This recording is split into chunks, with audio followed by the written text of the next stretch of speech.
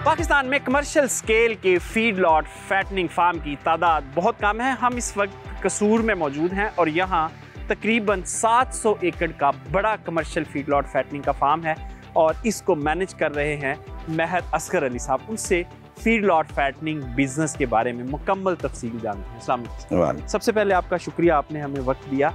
ये बताएं कि फीड लॉट फैटनिंग का काम कैसा है? मैं ये काम 14-15 साल से कर रहा हूँ।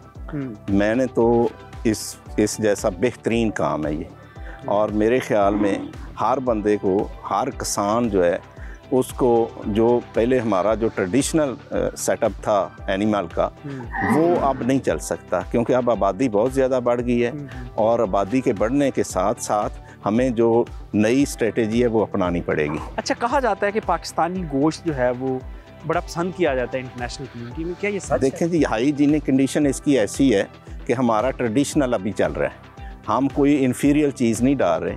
हमारे जो नस्ल है ना साहिवाल की, वो दुनिया की बेहतरीन नस्ल है और वो नेचुरल फीड के ऊपर पाल रही है।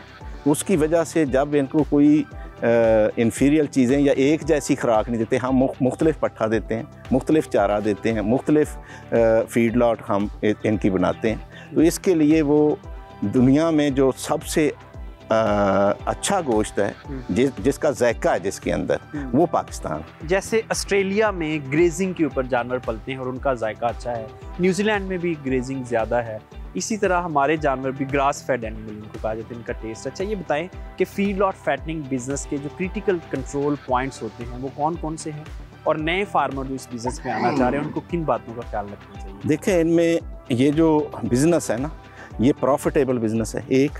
दूसरा, मीट को पूरा करने के लिए इसमें आना पड़ेगा। लोग कहते हैं ना कि मुर्गी अगर वलैती ना आती तो हमारा गोश्त दूसरा पूरा नहीं आना था, ये बात सच है। अगर हम इसको फीड लॉट में नहीं लेके आएंगे तो ये कभी भी हम गोश्त में खुद कफील नहीं होंगे। अगर एक नए फार्मर ने फार्म बनाना है तो सबसे पहले वो क्या करे? देखें, सबसे पहले उसने अपने शेड बनाने। जो शेड हैं वो इस तरह होने चाहिए कि कम से कम जानवर को खुला माहौल मिले और उसके अंदर 2 चारे की जगह होनी चाहिए। दोनों में एक बाहर होनी चाहिए, एक अंदर वरांडे के अंदर होनी चाहिए। अगर वरांडा बनाना है, अगर शेड बनाना है तो फिर सेंटर में होनी चाहिए, एक बाहर में होनी चाहिए, ताकि सर्दियों में जानवर धूप में जाके खाए और गर्मियों के अंदर वो छांव में रह के खाए।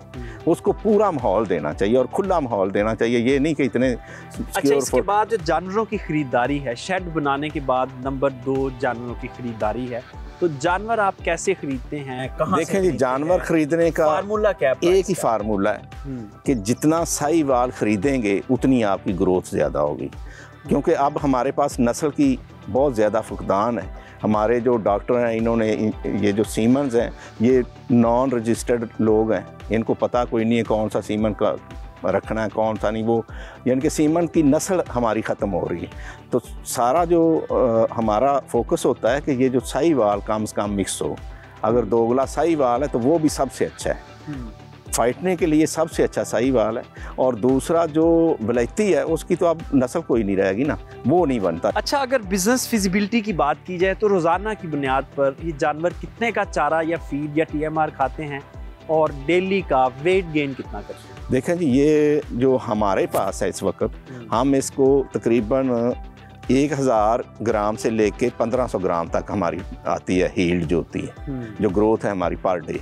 हम इनको कम से कम जो है वो, मैं इस वक्त TMR डाल रहा हूँ। TMR थोड़ी सी महंगी होती है, तो TMR में ये है कि एक तो उसमें नेचुरल चीज़ें सारी जो एनिमल की आम रूटीन की चीज़ें, उसके बाद हम इसको फीड जो देते हैं वो क्वालिटी की फीड देते हैं, हल्की चीज़ कोई नहीं डालते। अच्छा, अगर अखराजात की बात करें तो रोज़ाना कितने अखराजात आते हैं? अखराजात तकरीबन जो इसका TMR का मुख्तलिफ औकात में हाईएस्ट जो है 500 तक जाता है। और वजन कितना करता है जानवर? 500 जानवर अगर 500 की फीड डालें तो मेरे ख्याल 1250 एवरेज आएगी आपकी, लेकिन ये डिपेंड करता है मौसम पे। अगर हीट, जैसे आजकल हीट चल रही है, इसमें ज़ाहिर है ग्रोथ उतनी नहीं होगी। अच्छा, सबसे अहम क्रिटिकल जो पॉइंट है इसका वो फीड का है। 70 से 80% अखराजात फीड के ही हैं, तो आप जानवरों को डालते क्यों? नहीं, सबसे पहला जो क्रिटिकल है इसका जो सेटबैक है वो है आपके जानवर की सिलेक्शन। सबसे पहले आपने सिलेक्शन कर ली है, उसके बाद आपने जो फीड डालनी है उसमें भी सिलेक्शन है। उसमें अब आपको कुछ लोकल चीज़ें मिलेंगी, कुछ इंपोर्टेड मिलेंगी।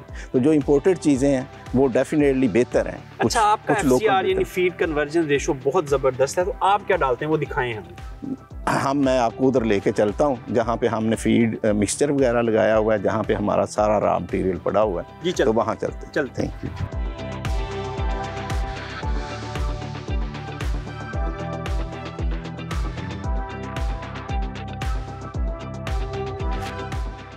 जी सर, क्या क्या इंग्रेडिएंट डालते हैं हम TMR में? देखें जी, फर्स्ट ऑफ ऑल इसमें ये वीट स्ट्रॉ है, ये बेहतरीन किस्म की होनी चाहिए, इसमें डस्ट नहीं होनी चाहिए। और आजकल वो जो ज़मीन से जब गंदम कटी हुई होती है ना, उसके साथ हार्वेस्टर के साथ, वो नीचे से एक और वो काट लेते हैं, उसमें मिट्टी होती है, मिट्टी वाली नहीं होनी चाहिए, थोड़ी साफ सुथरी होनी चाहिए। ये तकरीबन हम 20% डाल रहे हैं जी, ठीक, सॉरी 10% है। नेक्स्ट क्या है?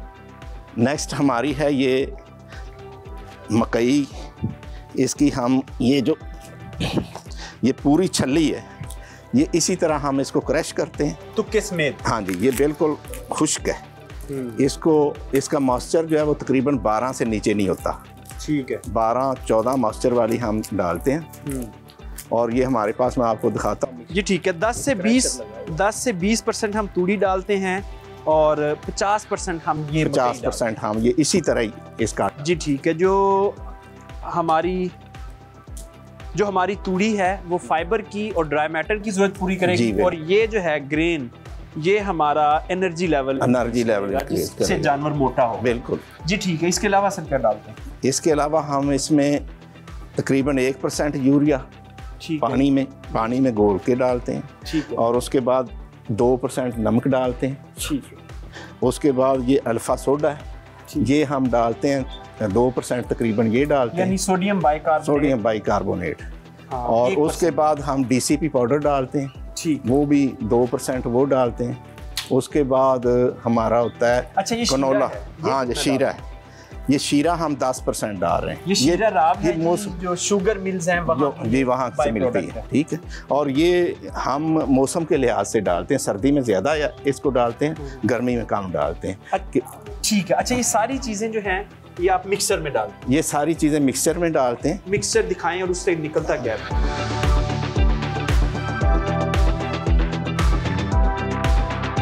ये सब चीज़ें इसमें 10% हम डालते हैं सब्ज़ चारा, ठीक है, यानी कि मकई या गाचा या जई जो भी हो।